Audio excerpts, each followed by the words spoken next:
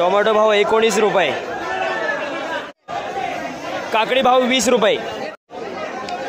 Super tomato भाव 30 रुपये. राजम्याची आवक सगळ्यात जास्त झाली आज. काय भाव निघतात काय माहिती. चवळी भाव 25 रुपये. राजमा भाव 30 रुपये.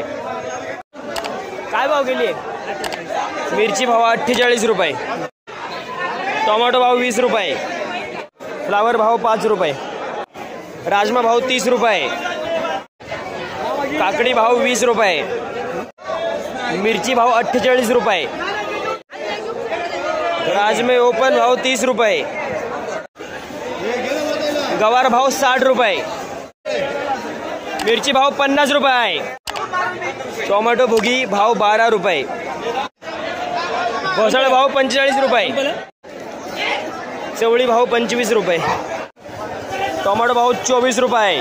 24 रुपये किलो टोमॅटो. सीताफळ भाव 22 रुपये.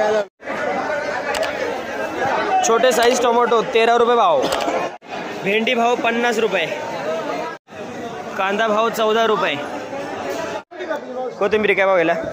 कोथिंबीरी 5 ते 6 गेल्या. 5 ते 6. मेथी 10 ते 13. शेपू 4 ते 6. कांदापात 12 ते 14.